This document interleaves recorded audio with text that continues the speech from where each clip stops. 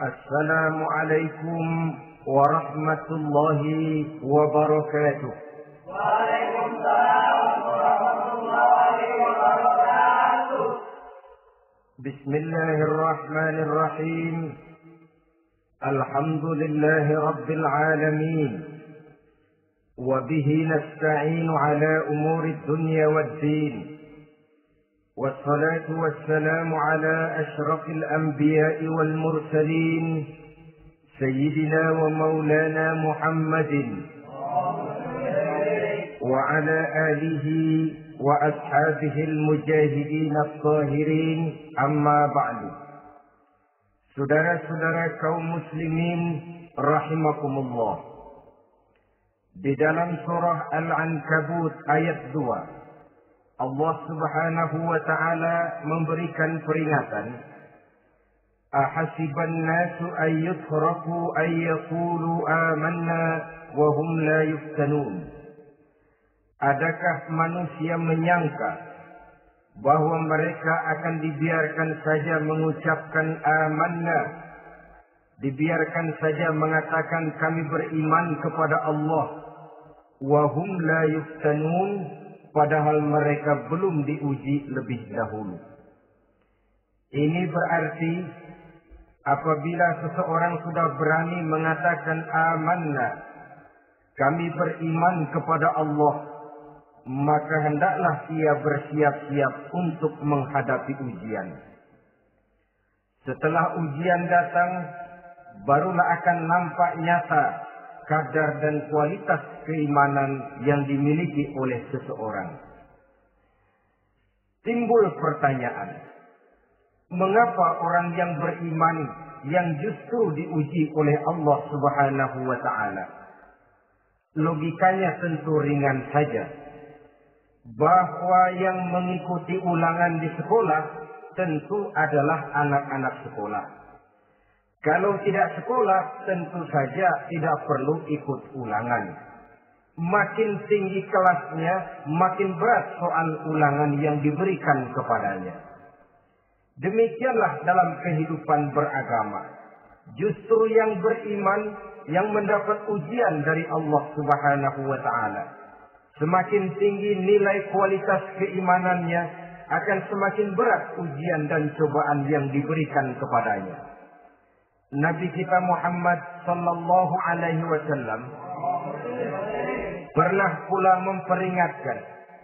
Beliau bersabda, "Inna asyaddal bala'i al-anbiya, thumma al-awliya, thumma al-ulama, thumma al-amsal fal-amsal, ubtuliyan nasu ala hasabi dinih." Sesungguhnya ujian yang paling berat adalah yang telah diberikan Allah kepada para nabi-nabi. Di bawah itu adalah para aulia, kemudian para ulama, bertahap ke bawah dan ke bawah, diuji setiap orang menurut keteguhan dan kekuatannya berpegang kepada agamanya. Jadi semakin teguh kita berpegang kepada ajaran agama, semakin dekat kita dengan aturan-aturan agama, semakin berat ujian dan cobaan yang datang menimpa kehidupan ini. Maka persoalan inilah yang akan kita bicarakan pada pertemuan kali ini, tentang cobaan-cobaan yang datang menimpa kehidupan kita. Pokok persoalannya adalah surah Al-Baqarah ayat 155. Allah Subhanahu wa ta'ala menjelaskan jenis-jenis ujian yang diberikan kepada kita orang-orang yang beriman. Dalam Al-Baqarah 155 itu Allah Subhanahu wa ta'ala menjelaskan, وَلَنَبْلُوَنَّكُمْ بِشَيْءٍ مِنَ الْخَوْفِ وَالْجُوعِ وَنَقْصٍ مِنَ الْأَمْوَالِ وَالْأَنْفُسِ وَالثَّمَرَاتِ وَبَشِّرِ الصَّابِرِينَ الَّذِينَ إِذَا أَصَابَتْهُمْ مُصِيبَةٌ قَالُوا إِنَّا لِلَّهِ وَإِنَّا إِلَيْهِ رَاجِعُونَ وَلَنَبْلُوَنَّكُمْ بِشَيْءٍ مِنَ الْخَوْفِ, dan tentu dan pasti kata Allah, kami akan menguji kamu sekalian, kami akan mencoba kamu sekalian dengan sebagian kecil dari rasa takut. Wal ju', rasa lapar, wa naqsim minal amwal wal anfusi was samarat, kekurangan harta, jiwa dan buah-buahan. Ada 5 macam jenis ujian yang dijelaskan di dalam Al-Baqarah 155 ini. Yang pertama, walanabluwannakum bisyai'in minal khawf. Kami uji, kami coba kamu dengan sebagian kecil daripada rasa takut. Setiap manusia terlahir dengan membawa 2 sifat. Yang kontroversi, akan disebut apa seseorang bergantung kepada sifat mana yang lebih menonjol di dalam dirinya. Tiap orang punya rasa berani, tiap orang punya rasa takut. Kalau beraninya lebih besar daripada takutnya, ia dinamakan pemberani. Tapi kalau takutnya yang lebih besar daripada beraninya, ia dinamakan penakut. Tapi yang jelas, 2 sifat kontroversial ini memang ada dalam diri manusia. Akan diuji kamu sekalian dengan sebagian kecil daripada rasa takut. Takut yang kadang-kadang tidak beralasan. Yang kaya takut jatuh miskin. Yang punya jabatan takut kehilangan kedudukan dan pengaruhnya. Dan pada akhirnya yang hidup pun menjadi takut mati. Sesuatu yang sungguh tidak beralasan dan menimbulkan kegelisahan di dalam kehidupan. Mari kita lihat dampak yang ditimbulkan oleh rasa takut ini. Ada orang kaya yang takut jatuh miskin. Akibat rasa takutnya ini, pertama, ia menumpuk-numpuk harta sebisa-bisanya dengan menghalalkan segala macam cara. Tidak peduli halal haram, tidak ngerti hak batil, tidak tahu hak dan pantas dan ma'ruf munkar atau tercela. Yang penting ia bisa menumpuk-numpuk harta, menimbun-nimbunnya, tidak hanya cukup untuk dirinya sendiri. Kalau perlu anaknya sudah dipersiapkan untuk jadi orang kaya. Cucunya disiapkan jadi orang kaya. Anak cucunya, cucu-cucunya, seluruhnya. Dia takut jatuh miskin. Kemudian akibat dari rasa takut ini, ia pun terjebak ke dalam penyakit bakhil bin pelit alias kikir. Tidak sedikit pun tergerak hatinya untuk memberikan bantuan dan pertolongan kepada mereka yang memang memerlukannya. Termasuklah ia ke dalam apa yang diingatkan Allah. Allazi jama'a malan wa addadahu yahsabu anna malahu akhlada. Orang-orang yang menumpuk-numpuk harta kemudian menghitung-hitungnya. Dia menyangka bahwa hartanya akan dapat mengekalkan kehidupannya di dunia ini. Dia menyangka hartanya akan dapat mengekalkan kebahagiaannya di dalam kehidupan ini. Maka kerjanya hanya menumpuk dan menumpuk. Dan dia sangat takut untuk jatuh miskin. Saudara-saudara kaum muslimin, rahimakumullah. Lalu yang kebetulan punya jabatan takut kehilangan kedudukan dan pengaruhnya. Maka ia akan melakukan segala cara dan jalan untuk menjaga keamanan dan ketenangan dari jabatan yang sedang didudukinya. Hilang kesadaran bahwa jabatan adalah amanah. Hilang pengertian bahwa kedudukan adalah alat untuk berbuat baik dan mengabdi kepada sesamanya. Yang ada pikirannya hanyalah bagaimana menjaga kedudukan dan pengaruhnya agar tetap ada dalam dirinya. Segala cara pun dilakukan dan kadang-kadang ia kehilangan kontrolnya. Kemudian pada akhirnya manusia pun dilanda oleh perasaan takut mati. Sungguh sangat tidak beralasan sama sekali. Karena mati adalah kewajiban dari semua yang bernama hidup. Dan Nabi mengingatkan, al-mautu babun fa kullun nasi dakhilu. Mati adalah merupakan satu pintu yang setiap orang akan masuk ke dalam pintu itu. Bahkan mati sesungguhnya bisa merupakan nasihat di dalam kehidupan kita. Beliau bersabda, taraktu fikum nasihataini, nasiqan wa samitan. Aku tinggalkan kepada kamu 2 macam nasihat. Pertama, nasihat yang pandai bicara, dan yang kedua, nasihat yang diam saja. Sahabat bertanya, nasihat yang pandai bicara itu apa ya Rasul? Beliau menjawab, Al-Quran. Kalau nasihat yang diam saja apa ya Rasul? Beliau menjawab, mau. Saudara-saudara kaum muslimin rahimakumullah. Yang kaya takut miskin. Yang punya jabatan takut kehilangan kedudukan dan pengaruhnya. Dan pada akhirnya yang hidup pun menjadi takut mati. Sesungguhnya takut-takut yang sangat tidak beralasan sama sekali. Jika orang kaya takut jatuh miskin, untuk itu kemudian dia menghalalkan segala macam cara untuk menumpuk kekayaan yang tidak akan habis dimakan selama 7 turunan. Kemudian diiringi dengan sifat bakhil, sifat tertutup, sifat berpangku tangan melihat kesulitan dan penderitaan orang lain.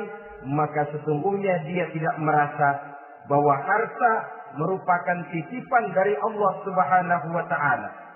Bahwa ia merupakan alat dan bukan merupakan tujuan di dalam kehidupan ini. Takut miskin adalah satu penyakit yang mengakibatkan orang lupa diri dan lupa daratan. Takut kehilangan kedudukan dan pengaruh juga adalah penyakit yang menyebabkan orang menghalalkan segala macam cara untuk menjaga kedudukan dan jabatannya. Dan takut mati juga sebenarnya sesuatu yang tidak beralasan. Sebab siapa yang berani hidup harus berani pula menghadapi mati. Yang takut mati tidak usah hidup saja. Karena mati adalah kewajiban bagi semua orang-orang yang hidup. Oleh karenanya, rasa takut yang tidak beralasan sesungguhnya merupakan ujian untuk menguji nilai-nilai keimanan yang ada di dalam diri kita. Orang kaya diuji dengan hartanya, pejabat diuji dengan kedudukan dan pengaruhnya, manusia hidup diuji dengan akan datangnya mati yang menjemput kehidupannya.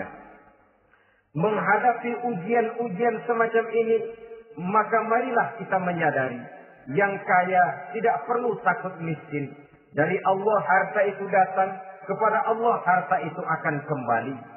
Yang punya kedudukan dan pengaruh tidak usah takut kehilangan kedudukan dan pengaruhnya. Karena jabatan sesungguhnya merupakan amanah dari Allah Subhanahu wa Ta'ala yang harus digunakan dan dianggap sebagai kesempatan untuk berbuat kebajikan sebanyak-banyaknya. Saudara-saudara kaum muslimin rahimakumullah. Ini bagian pertama dari ujian-ujian yang ada dalam Al-Baqarah 155. Wala nabluwannakum bisyai'in minal khauf. Kami akan uji, kami akan coba kamu dengan sebagian kecil daripada rasa takut.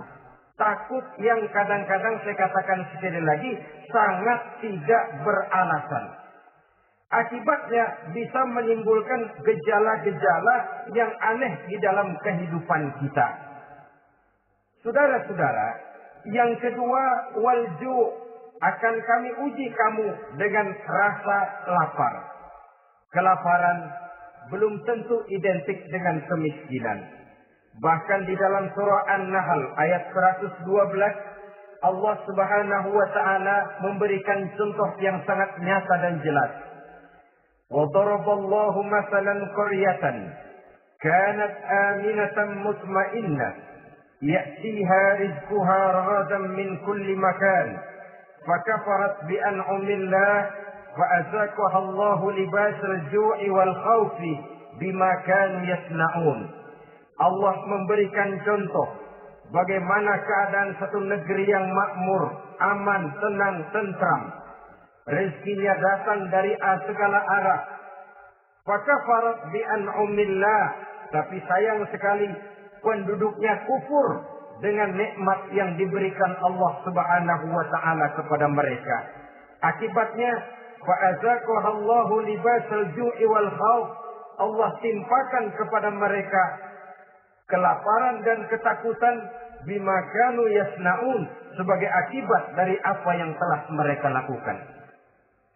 Marilah kita melihat contoh dalam Al-Quran ini untuk mengadakan introspeksi di dalam diri dan kehidupan kita masing-masing. Adalah satu keberuntungan bahwa kita sebagai manusia dijadikan Allah sebagai khalifahnya di permukaan bumi ini, yang ditugaskan untuk membudidayakan alam mengelola dan mengambil manfaatnya bagi sebesar-besar manfaat di dalam kehidupan kita. Dijadikannya bumi untuk tempat tinggal kita sebagai hamparan di mana segala fasilitas dan kebutuhan hidup kita tersedia. Tinggal lagi kita pandai-pandai mengelolanya. Apalagi buat kita Muslim yang tinggal di persada Nusantara tercinta Indonesia ini. Satu negara yang orang katakan untayan jamrut katulistiwa, yang hijau ranau subur makmur, melahirkan slogan dengan kata gemah rifah loh jenawi, toto tentram kerto raharjo.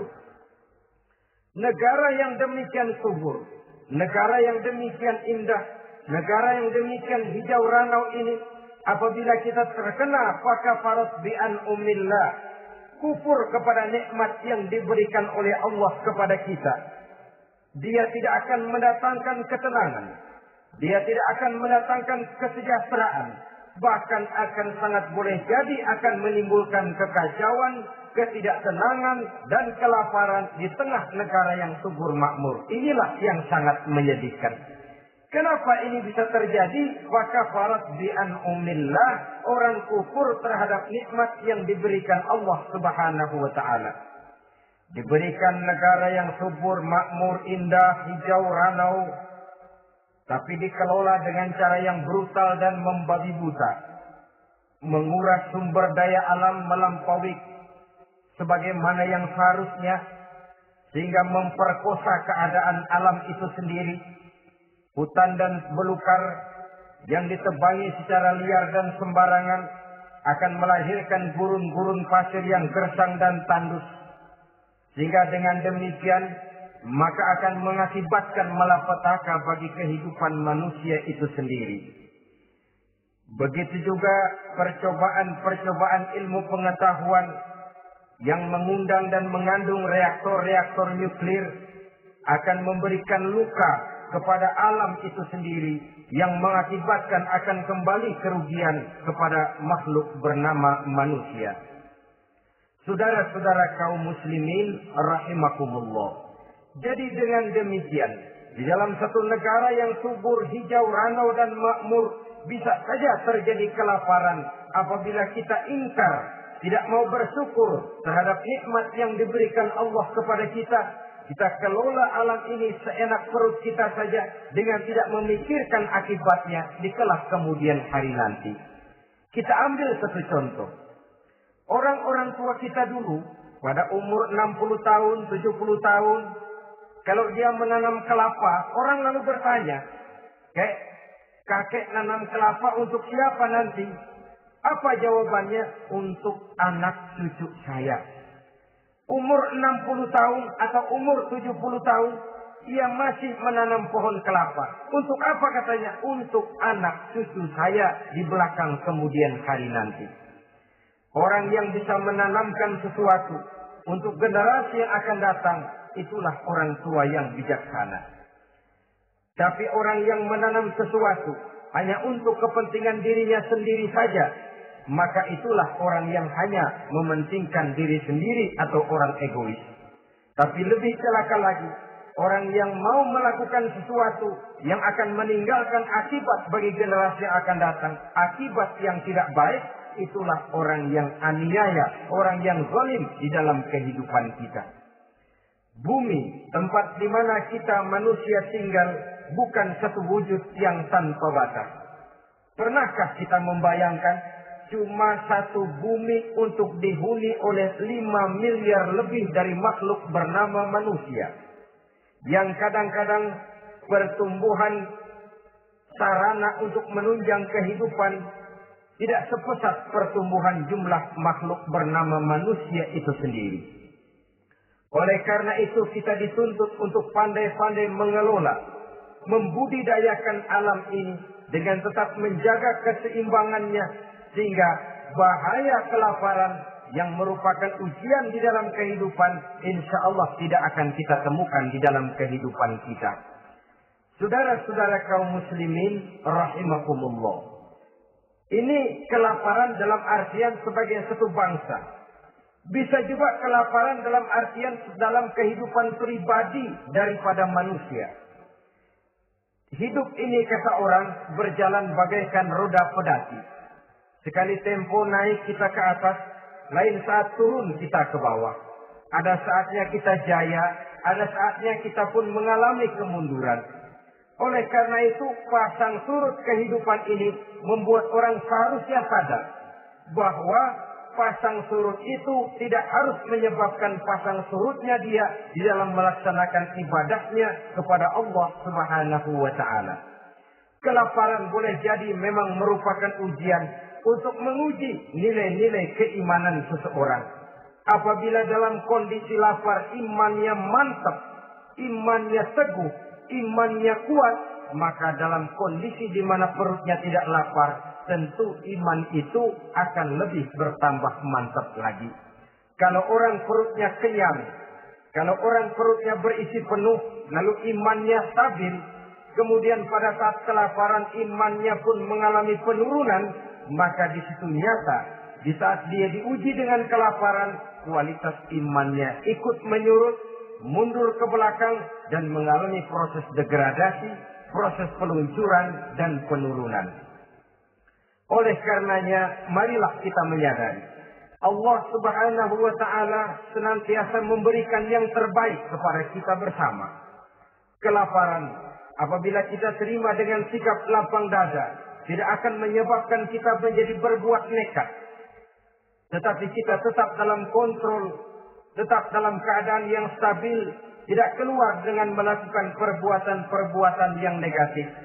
Bagaimanapun kita ingin membela dan mempertahankan kelangsungan hidup, betapa dan bagaimanapun kita ingin menjaga kelangsungan perut, namun kita tetap tidak keluar dari norma-norma dan kaedah-kaedah yang telah ditentukan di dalam kehidupan beragama.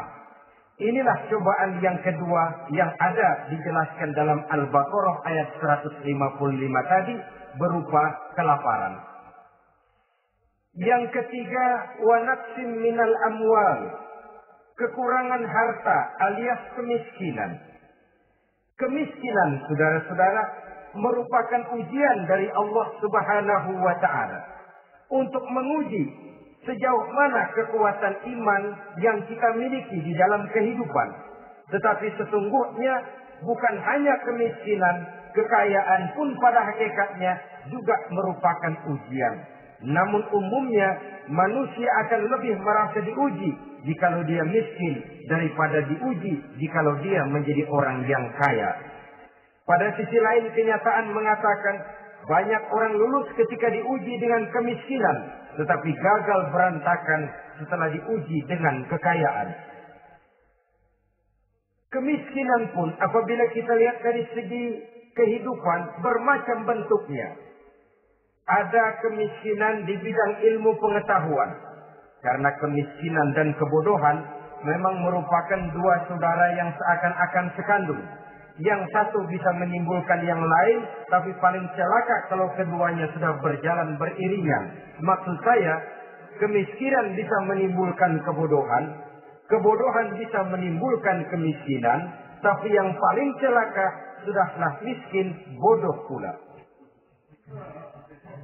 Miskin ilmu. Yang kedua, miskin akhlak. Ini lebih parah lagi daripada miskin ilmu.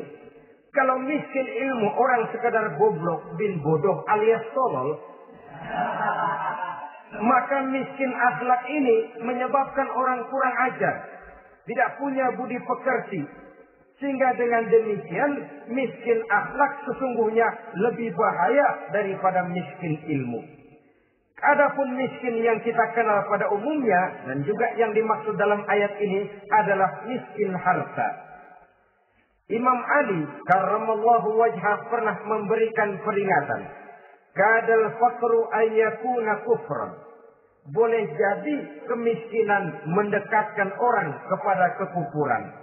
Dengan kata lain, biasanya kemiskinan bisa membuat orang nekat.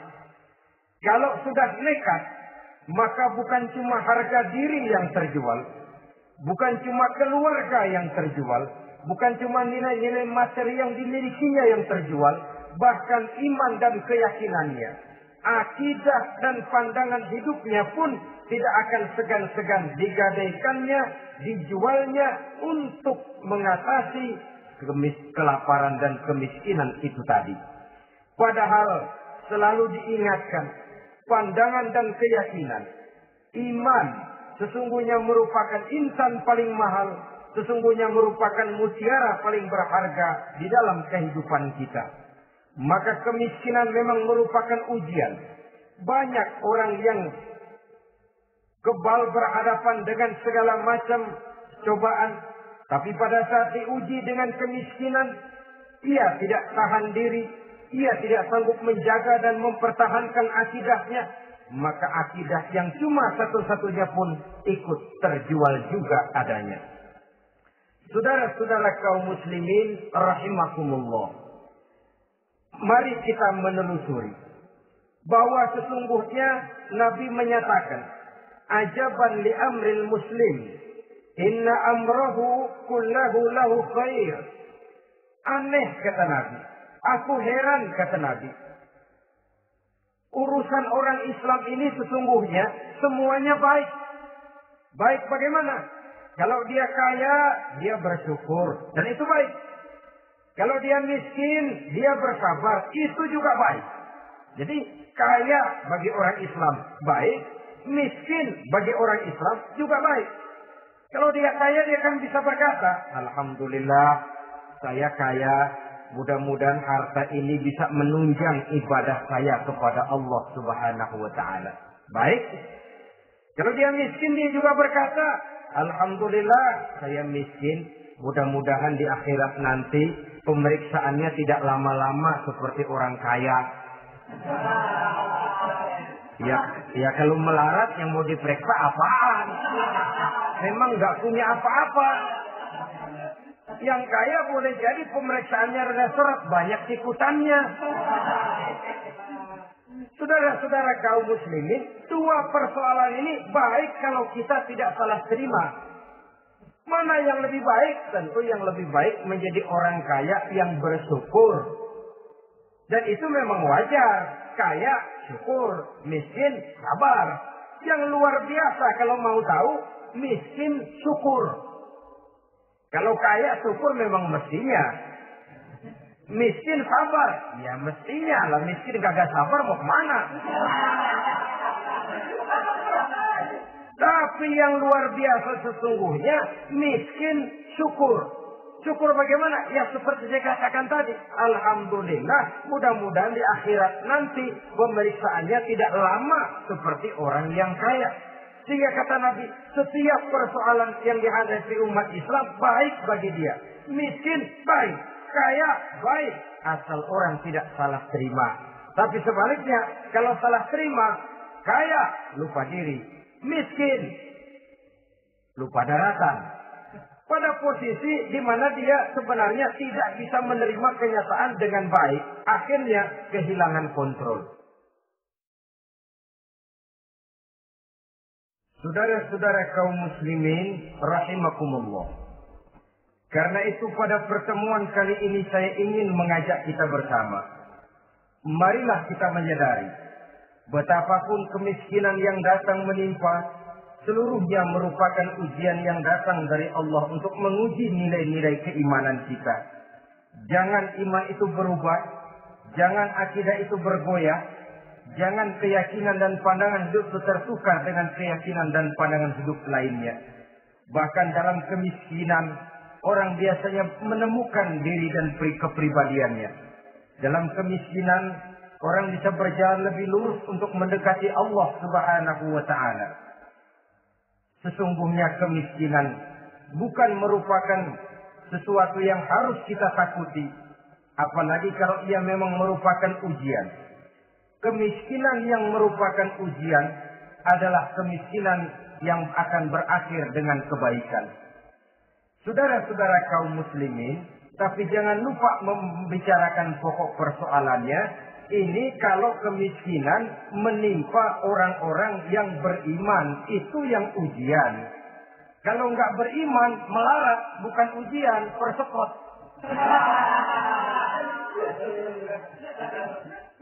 Nah, orang lalu bertanya, Pak, kalau orang kafir kaya bagaimana? Nah, begini saudara-saudara. Dalam agama itu ada yang disebut nikmat, ada yang disebut istidraj. Kalau nikmat itu hanya diberikan kepada hamba-hamba yang beriman. Kalau istidraj itu diberikan kepada siapa saja yang mau berusaha.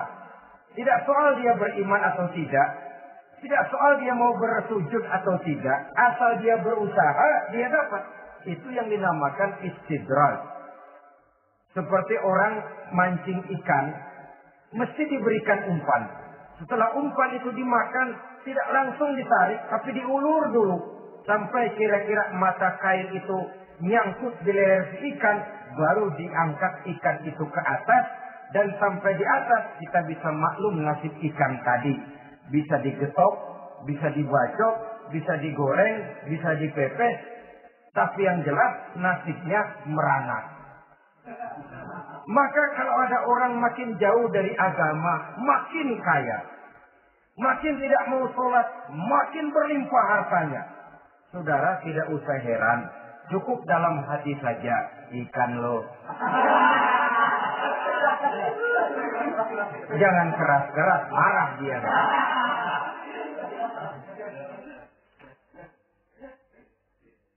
Kemiskinan apabila didasari dengan sikap keimanan merupakan ujian untuk menguji kualitas keimanan seseorang.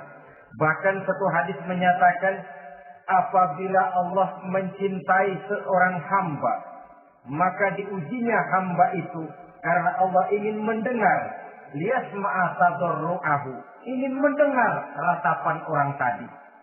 Sama juga kita, kadang-kadang karena cinta benar kepada anak kita yang mungil, suatu saat kita ingin mendengar dia nangis, kita cubit dia. Bukan karena gemes, bukan karena benci, ingin mendengar nangisnya kok indah begitu. Saudara-saudara kaum muslimin rahimakumullah. Jadi jangan sampai ada pertanyaan, saya kan sembahyang rajin banget, kenapa miskin ya? Apabila sekali lagi didasari dengan sikap keimanan, maka kemiskinan merupakan ujian. Dan tentu anak sekolah itu kalau lagi ujian berat, capek, sakit hati, peras keringat, banting tulang, kepanasan, kehujanan, kenikmatan baru akan dia rasakan pada saat terima rapot pengumuman kenaikan kelas. Di situ kenikmatannya terasa. Demikian menghadapi ujian, kita cuma mengeluh. Kenapa ada rasa takut? Kenapa kelaparan? Kenapa kemiskinan? Di balik semua itu, apabila kita sudah merasakan naik kelas, akan terasalah kenikmatannya. Itu ujian yang ketiga.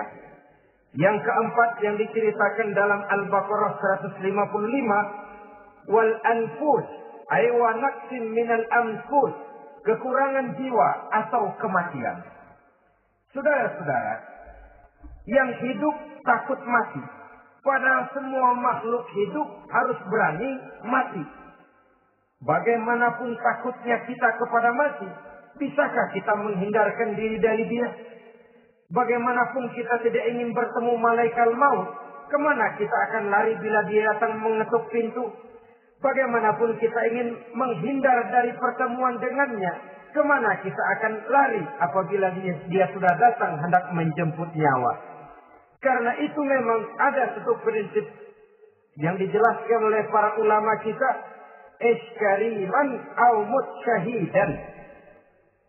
Mati dan hidup dua hal yang tidak terpisahkan. Oleh karenanya, kalau memang hidup, hiduplah secara mulia. Kalau mati, matilah secara syahid. Hidup mulia atau mati syahid.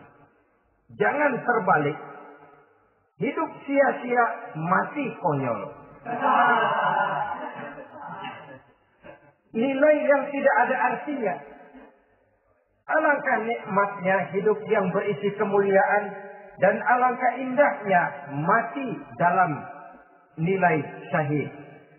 Saya ingin menyegarkan ingatan saudara-saudara kepada sikap Nabi Allah Ismail alaihi salam ketika menghadapi keputusan dari Allah Subhanahu wa taala aku memerintahkan Nabi Ibrahim alaihi salam untuk menyembelih leher anaknya Ismail, yang ini berarti adalah kematian. Ketika datang perintah untuk menyembelih leher Nabi Ismail, Nabi Ibrahim berkata kepada putranya, "Ya bunayya inni ara fil manami anni azbahuka fanzur madza tara." Ananda Ismail, ayah mimpi diperintah oleh Allah untuk menyembelih lehermu. Menurut pendapatmu bagaimana mimpi ini, nak? Laksanakan atau tidak usah? Saya tidak sanggup membayangkan. Anak cuma satu-satunya. Sudah lama diharapkan. Si buah hati belahan jantung pelanjut cerita penerus sejarah. Ketika anak ini sedang lucu-lucunya, turun perintah untuk menyembelihnya. Ya, kalau anak kita banyak, turun perintah potong leher anakmu, mungkin kita bisa pilih yang mana yang rada bandelan nih.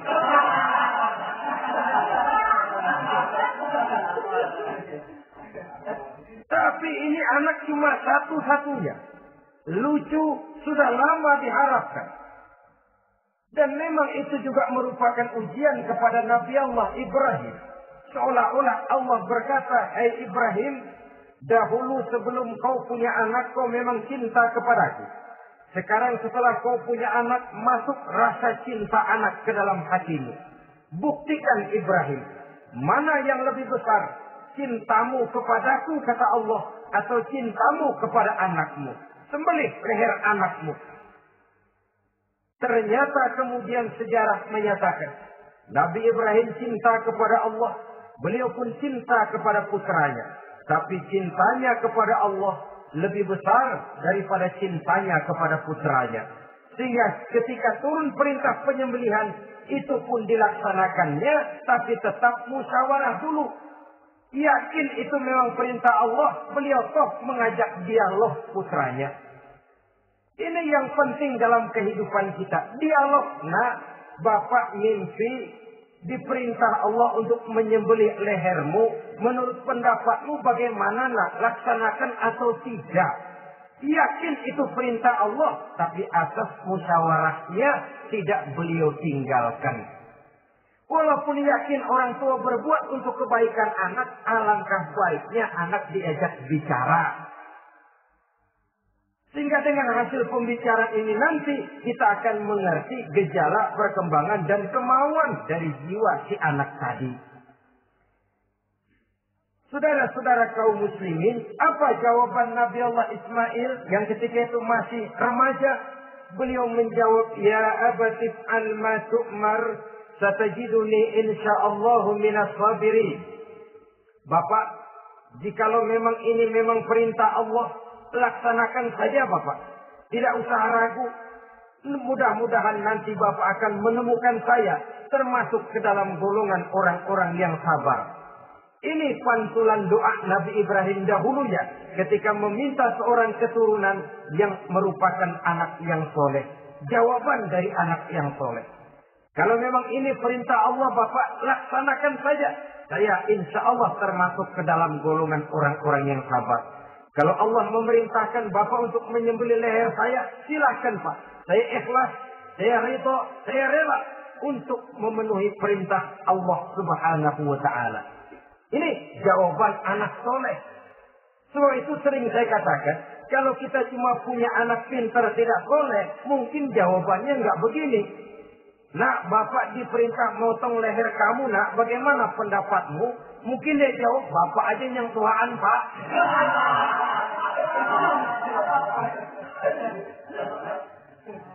Saudara-saudara kaum muslimin rahimakumullah. Jadi prinsip ini gugur memenuhi panggilan Allah. Hidup mulia atau mati dengan syahid. Dua pilihan yang harus dua-duanya bisa kita laksanakan. Iskariman au mutsyahidan. Kalau hidup, hiduplah dalam kemuliaan. Kalaupun mati, matilah sebagai syahid. Sebagai orang yang dikenang kebaikan dan kebajikannya. Sebagai orang yang dekat dan banyak berbuat untuk kepentingan agamanya. Jangan tidak tercapai kedua-duanya. Hidup tidak punya nilai, mati pun tidak punya arti. Sia-sia semuanya. Kita masih hidup, orang anggap nggak ada. Dalam istilah tauhid disebut wujuduhu ka'adamihi. Adanya sama dengan tidak adanya. Dia sih ada apa nggak ada, sama gitu-gitu juga. Alangkah ruginya kalau ada kita dianggap sama dengan tidak ada. Apalagi kalau kita sudah tidak ada, ya tidak ada beneran. Iskariman au mutsyahidan. Hiduplah mulia atau matilah sebagai syahid. Saudara-saudara kaum muslimin rahimakumullah. Mati sesungguhnya juga merupakan ujian. Untuk menguji sejauh mana persiapan yang sudah kita lakukan di dalam kehidupan ini untuk menyambut. Dan tidak cuma sekedar untuk menyambut, tapi juga untuk mengarungi kehidupan sesudah kematian itu sendiri. Sebab kematian bukan akhir dari segalanya. Kematian cuma satu pintu di mana kita akan masuk dan akan berjalan kembali menelusuri fase-fase kehidupan yang telah ditentukan oleh Allah Subhanahu wa taala. Saudara-saudara kaum muslimin rahimakumullah. Pembicaraan tentang kematian ini pun bisa kita evaluasi. Ada yang takut mati usahanya, ada yang takut mati karirnya, ada yang takut mati rezekinya, ada yang takut mati batinnya, ada yang takut mati jasmaninya, dan lain sebagainya. Seluruh ketakutan kepada kematian itu memang merupakan hal yang wajar. Ada yang takut mati usahanya, ada yang takut mati karirnya, ada yang takut mati rezekinya. Tapi kalau ketakutan itu lalu melahirkan perbuatan-perbuatan negatif yang menimbulkan penyimpangan, itu sudah di luar dari yang seharusnya. Kematian merupakan ujian. Menghadapi segala macam ujian termasuk kematian ini akan kita bicarakan pada bagian penutup nanti. Yang kelima, saudara-saudara, ujian yang dijelaskan dalam Al-Baqarah 155 tadi, wa naqsin minas samarat, kekurangan buah-buahan. Kekurangan buah-buahan bisa berarti paceklik. Ini juga bisa diakibatkan oleh apa yang dijelaskan dalam An-Nahl 112 tadi. Orang kufur kepada nikmat yang diberikan Allah Subhanahu wa taala. Orang jauh dari petunjuk-petunjuk agama. Merasa segala persoalan bisa dipecahkan dengan kemampuan otaknya. Hilang rasa ketergantungannya kepada Allah Subhanahu wa taala. Maka usahanya bisa berakhir dengan yang tidak diharapkan. Sudah bikin target, tahun ini kita bakal panen raya besar. Tahu-tahu tikus ngamuk. Habis padi digarap oleh tikus, panen bisa gagal. Bahkan beberapa tahun yang lalu, kita masih ingat bagaimana ulat-ulat menyerbu pohon-pohon jambu. Ribuan batang pohon jambu. Ribuan pohon-pohon jambu itu mati. Lalu jambu-jambu itu tidak bisa lagi dimanfaatkan dalam kehidupan. Tikus yang menyerbu sawah. Ulat yang menyerbu pohon-pohon jambu. Angin topan, puting beliung, gempa bumi. Itu sudah proses-proses di luar kemampuan manusia untuk mendeteksinya. Disinilah manusia harus sadar bahwa setelah ia berusaha dan berusaha sesuai dengan keterikatannya kepada hukum alam, kepada sunnatullah, maka ia harus punya sandaran vertikal kepada Allah Subhanahu wa taala. Agar bila usahanya berhasil, dia tidak lupa diri dan lupa daratan. Dan apabila usahanya kemudian ternyata gagal, dia tidak menjadi putus asa, buruk sangka, sempit hati, supik pandangan. Cobaan datang dari Allah Subhanahu wa taala berupa kekurangan buah alias paceklik. Saudara-saudara, menghadapi cobaan dan ujian yang saya katakan tadi, 5 macam ini, apa konsepnya, apa jalan keluarnya? Ayat selanjutnya dalam kalimat tadi menjelaskan, wabasyiris sabirin, menghadapi ujian-ujian dalam hidup, baik rasa takut, kelaparan, kemiskinan, kematian, kekurangan harta, kekurangan buah-buahan. Wabasyiris sabirin, gembirakan orang-orang yang sabar. Menghadapi segala macam ujian tadi, gembirakan orang-orang yang sabar. Siapa orang yang sabar itu? Alladzina iza asabathum musibatun qalu inna lillahi wa inna ilaihi raji'un. Yaitu orang-orang yang apabila menghadapi ujian, ditimpa musibah, mereka berkata, sesungguhnya kami berasal dari Allah dan sesungguhnya kepada Allah pula kami akan kembali. Bukan cuma sekedar ucapannya, tapi penghayatannya kepada filsafat yang terkandung di dalam kalimat itu tadi. Maka jadilah dia semacam lipstick, jadilah dia semacam dekorasi. Apabila kita berjanji dan dalam hati kita sudah ada kemungkinan besar kita tidak akan datang, kita tetap menggunakan kata-kata insya Allah. Padahal yang jelas tidak akan mau datang adalah kita. Kita sandarkan dan kita kembalikan itu kepada Allah. Sesungguhnya kami berasal dari Allah. Sesungguhnya kepada Allah juga kami akan kembali. Bukan cuma sekedar ucapannya, tapi juga penghayatan kepada filsafat yang terkandung di dalamnya. Kalau suatu saat kita harus kehilangan harta yang kita miliki, kenapa tidak berpikir inna lillahi wa inna ilaihi raji'un? Bahwa dulu pun ketika lahir ke dunia ini, tidak ada harta yang saya bawa. Kalau sekarang harta itu hilang, inna lillahi wa inna ilaihi raji'un. Itu yang saya maksud. Kalau sekarang, kalau suatu saat kita harus melepaskan pangkat jabatan yang kita sayangi, kenapa kita tidak kembali kepada inna lillahi? Dulu pun ketika waktu lahir ke dunia ini, tidak ada pangkat dan jabatan yang saya bawa. Kalau sekarang harus pensiun, inna lillahi wa inna ilaihi raji'un. Ini kadang-kadang enggak. Dengar mau mutasi, mau pensiun, mulutnya inna lillahi, tapi gerbek-gerbek dukun diusut.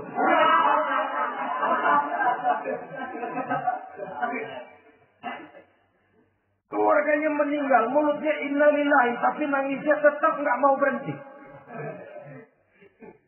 Bukan cuma sekedar ucapannya, tetapi penghayatan kepada nilai dan filsafat yang terkandung di dalam kalimat inna lillahi itu.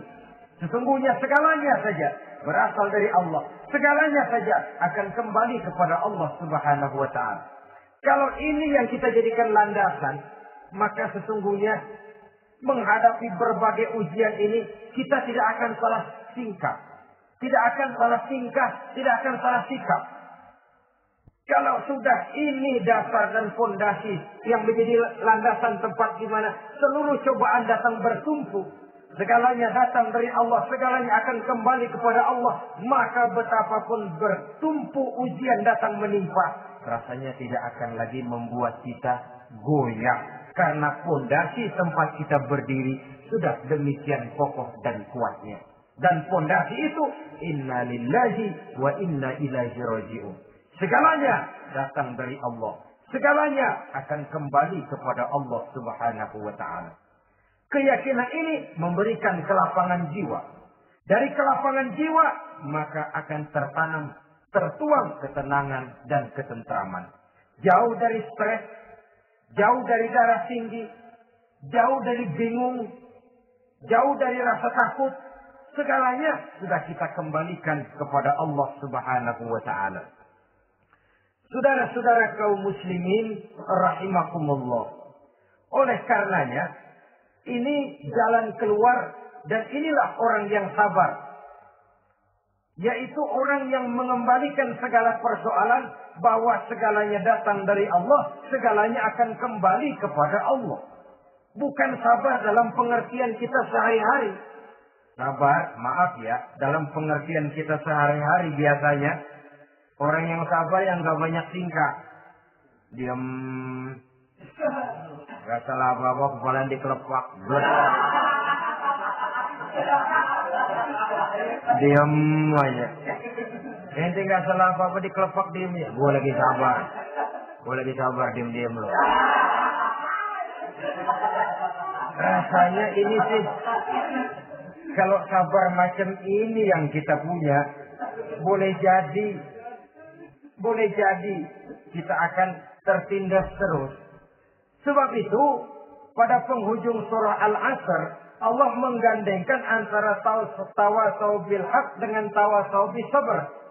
Kebenaran dan kesabaran, dua hal yang memang tidak boleh terpisahkan satu dengan yang lain. Kalau kita benar, kita harus sabar. Kalau kita mau sabar, harus karena benar. Apabila kebenaran satu prinsip, maka kesabaran adalah satu strategi. Prinsip yang tanpa strategi bisa membuat kita tidak akan mencapai tujuan yang kita harapkan. Artinya, kebenaran tanpa kesabaran membuat kita mudah dipatahkan orang, tapi kesabaran tanpa kebenaran akan membuat kita diinjak terus oleh orang lain. Karena itu, kalau yakin kita benar, harus sabar. Kalau mau bersabar, harus karena benar. Dalam hal ini, sifat sabar yang dicontohkan oleh Rasulullah Shallallahu Alaihi Wasallam sungguh memang merupakan jadi panutan. Sepanjang persoalannya adalah persoalan pribadi. Sepanjang pribadi beliau yang dihina, sepanjang pribadi beliau yang dicaci maki, beliau biasanya bisa mengendalikan diri. Tapi kalau sudah agama masalahnya, maka beliau pun tidak segan-segan mencabut pedang maju ke medan perang. Bukan untuk memaksakan agama dan keyakinan, karena agama dan keyakinan memang tidak bisa dipaksakan. Tapi untuk menjaga, membela dan mempertahankan agama dari hinaan, cemoohan dan caci maki orang lain. Yang kita lakukan sebaliknya. Kalau pribadi kita yang dihina, marahnya 17 langit. Tapi kalau sudah agama dicaci maki orang, agama dihina orang, agama diremehkan orang, biarin dah, masih banyak ustaz. Cuma masalah ustadzkah agama itu? Cuma urusan kiaikah agama itu? Tidak. Agama itu urusan setiap pribadi muslim. Ya, dia jadi pengusaha. Ya, dia jadi pejabat. Ya, dia jadi seniman. Ya, dia jadi teknokrat. Ya, dia jadi ekonom. Ya, dia jadi pakar di berbagai bidang. Agama adalah masalah setiap kita. Kalau pribadi Nabi yang dicaci, pribadi yang dihina dan dicemoohkan orang, beliau mengendalikan diri. Tapi kalau sudah agama taruhannya, beliau tidak segan-segan cabut pedang maju ke medan perang. Sabar tapi pada tempatnya. Sabar tidak dalam artian diam, delohom, ayem-ayem, gelenggem, menunggu embun yang turun dari langit. Emang lagi lapar, sabar aja. Gak usah makan sih juga, waktunya Tuhan kasih kenyang. Kalau sabar macam ini yang kita pakai, lapar terus dah. Emang giliran sakit, sabar aja. Gak usah berobat, nanti juga waktunya baik, sembuh. Mati terus dah.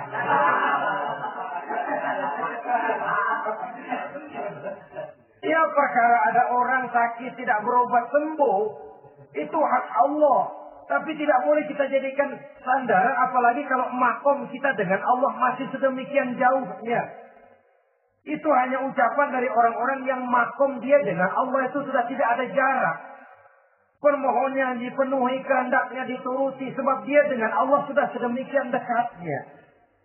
Kalau kita masalahnya, yang antara kita dengan Allah ini dilapisi oleh dosa dan kesalahan yang kita kerjakan sendiri, rasanya kita masih harus banyak berbuat sesuai dengan keterikatan kita kepada sunnatullah itu. Orang yang sabar adalah orang yang sadar kepada hakikat dan filsafat yang terkandung di dalam kalimat inna lillahi wa inna ilaihi raji'un. Segalanya datang dari Allah, segalanya pun akan kembali kepada Allah. Harta yang hilang tidak membuat kita gundah. pangkat yang harus kita tanggalkan tidak membuat kita kecil hati dan tidak akan meninggalkan medan pengabdian. Kenapa? Kita cuma menganggap itu satu titipan. Lain kalau kita anggap itu punya kita. Jabatan punya kita. Nah, itu yang kita suka uangkeng. Saudara-saudara kaum muslimin, kesimpulannya, banyak cobaan-cobaan dalam hidup. Yang dibicarakan dalam Al-Baqarah 155 ini, sebagian kecil dari rasa takut, kelaparan, kemiskinan, kematian, dan kekurangan buah-buahan. Menghadapi segala macam ujian tadi, kembalilah kita kepada dasar inna lillahi wa inna ilaihi raji'un. Segalanya datang dari Allah, segalanya pun akan kembali kepada Allah. Semoga dengan sikap ini, kita akan lapang dada menghadapi ujian, dan akan semakin tangguh iman dan akidah kita menghadapi cobaan yang datang menimpa. Inilah pertemuan pada kali ini. Semoga ada manfaatnya. Terima kasih atas segala perhatian. Mohon maaf atas segala kekurangan. Usikum wa nafsi bitaqwallah. Wassalamualaikum warahmatullahi wabarakatuh. Waalaikumsalam.